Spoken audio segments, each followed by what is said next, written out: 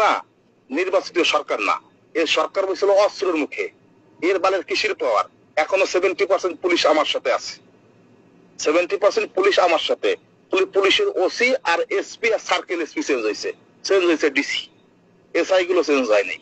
SI এক থানা থেকে আরেক থানায় দিয়ে দিচ্ছে, সেই থানায় যেতে সেটা চাপে পড়ে যা ধরে, তারা অনেক জায়গায় ইনফরমেশন দিয়ে সরাই দেয়, যেগুলো ছাড়তে পারে না ওইগুলো ধরে চালান করতেছে। অনেক লোক জেল থেকে বেরোয় আসছে। বাড়ি ঘর আগুন ধরাচ্ছিল, পোড়াচ্ছিল, তখন তো সবাই দেউলিয়া দড়ির পরে, সে ঘুরে এসে জামাতের ঘর আগুন ধরাতে পারি নাই।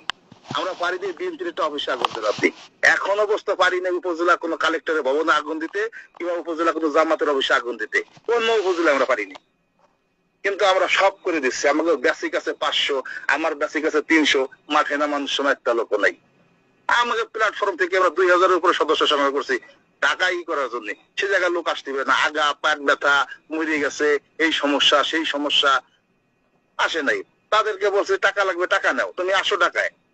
না না ভাই আসতে পারবো না, আমাকে 3 দিন আগে কবেন, 3 দিন আগেই তাকে ফোন করে চলে আসেন, আসতে পারে না।